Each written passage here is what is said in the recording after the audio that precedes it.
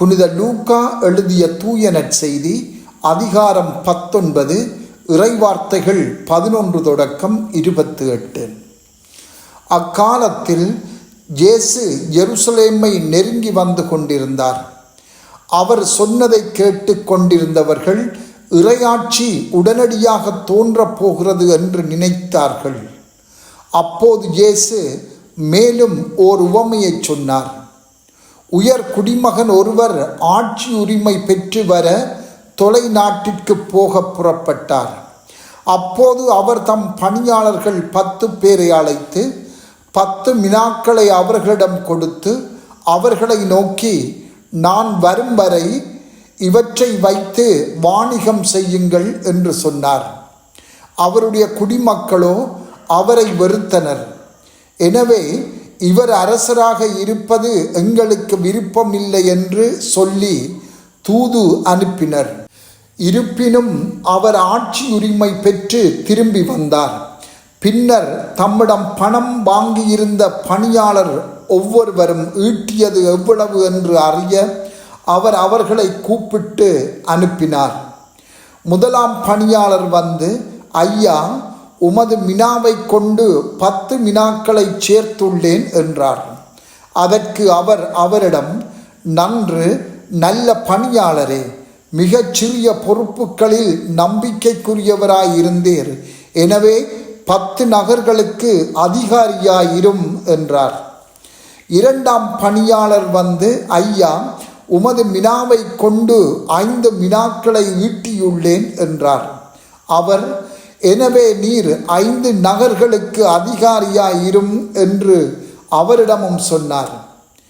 வேறொருவர் வந்து, ஐயா, இதோ உமது மினா ஒரு கைக்குட்டையில் முடிந்து வைத்திருக்கிறேன். ஏனெனில் நீர் கண்டிப்புள்ளவர் என்று உமக்கு அஞ்சி இப்படி செய்தேன்.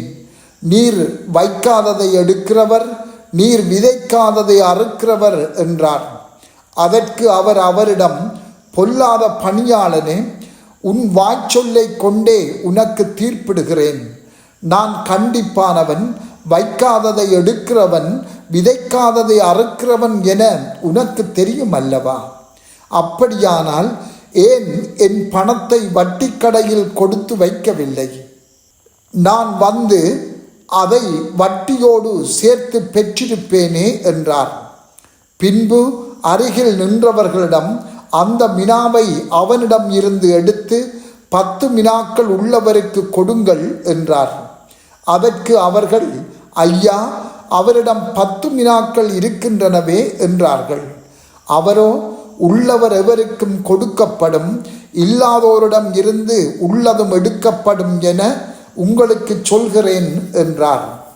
மேலும் அவர், நான் அரசனாக இருப்பதை விரும்பாத என் பகைவர்களை இங்கு கொண்டு வந்து என் முன் படுகொலை செய்யுங்கள் என்று சொன்னார். இவற்றை சொன்னபின் இயேசு அவர்களுக்கு முன்பாக எருசலேமுக்கு புறப்பட்டு சென்றார்.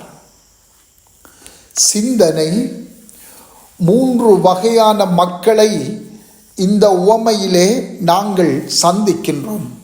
1, தங்கள் தலைவரிடம் இருந்து பணம் பெற்று அவரது அறிவுறுத்தலின்படி வாணிகம் செய்தவர்கள். 2, இவர்களும் தம் தலைவரிடம் இருந்து பணத்தை பெற்று அதே கட்டளையை பெற்றவர்கள், ஆனால் தங்கள் சோம்பல் தனத்தினால் நற்கனிகள் கொடுக்க தவறியவர்கள். 3, தம் தலைவரை இழிவாக கருதி அவரை தங்கள் தலைவராக ஏற்றுக்கொள்ள மாட்டோம் என்று தூதனுப்பியவர்கள். ஆயினும் அந்த தலைவர் ஆட்சி உரிமை பெற்று திரும்பி வந்தார். தம் பணியாளர்களை அழைத்து விசாரித்தார். முதலாவது வகையினர் முதல் 2 பணியாளர்களையும் பிரதிநிதித்துவப்படுத்துகின்ற மக்களாவர். இவர்கள் வாணிகத்தில் ஈடுபட்டு தாம் பெற்றுக்கொண்ட பணத்தை கொண்டு மேலும் 10ஆகவும் 5ஆகவும் பெருக்கிக் கொண்டவர்கள். இவர்கள் தங்கள் அப்போஸ்தலிக்க ஆர்வத்தினால் கடவுளிடம் இருந்து பெற்ற கொடைகளை கொண்டு இறையாட்சியை மேலும் விரிவாக்கி கொண்டவர்கள். அவருடைய எதிர்பார்ப்பு ஓர் அன்பு கட்டளையாகும். இதனை அவர்கள் விளங்கிக் கொண்டு தமது அழைப்பின் மேன்மையை உணர்ந்து பல மக்களின் வாழ்வில் நிலையான மாற்றத்தை கொண்டு வந்தவர்கள். இவர்கள் தம் அப்போஸ்தலிக்க பணியை சுமையாக கருதாதவர்கள். தம் பணியிலே அவர்கள் மகிழ்ச்சியை கண்டார்கள். அந்த மகிழ்ச்சியே அவர்களின் முயற்சிகளை பலனளிக்கச் செய்தது. இதன் விளைவாக கடவுளின் ஆட்சியில் பலன் விளைந்தன. இரண்டாவது வகையினர் மூன்றாவது பணியாளனை பிரதிநிதித்துவப்படுத்தும் மக்களை குறிக்கின்றது. இவர்கள் பயத்தின் காரணமாக தாங்கள் பெற்ற கொடைகளை தம் கைக்குட்டையில் சேமித்து வைத்திருந்தவர்கள். இவர்கள் நற்செய்தி அறிவிப்பையும் இறையாட்சியின் பரம்பலையும் தம் பயத்தின் காரணமாக விலக்கிக் கொண்டவர்கள். பயம் ஒருவரை முடக்கிவிடும். பயத்துக்கு தன்னை கையளிப்பது பாவமாகும். பயம் என்பது நம்பிக்கை இல்லாமை, கடவுளில் நம்பிக்கை கொள்ளாமையாகும். கடவுளுக்கு பணி செய்ய முன்வரும்போது அது துணிவை எம்மிடம் இருந்து எதிர்பார்க்கின்றது.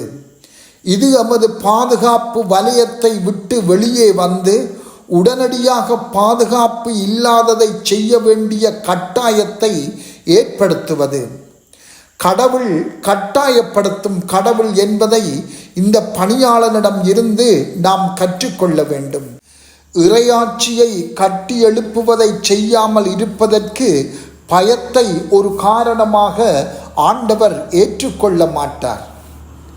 மூன்றாவது வகையினர் இறையாட்சி இழிவாக கருதப்படுவதற்கும் கடவுளை வெறுப்பதற்கும் ஆர்வத்தோடு செயலாற்றுபவர்களாவர்.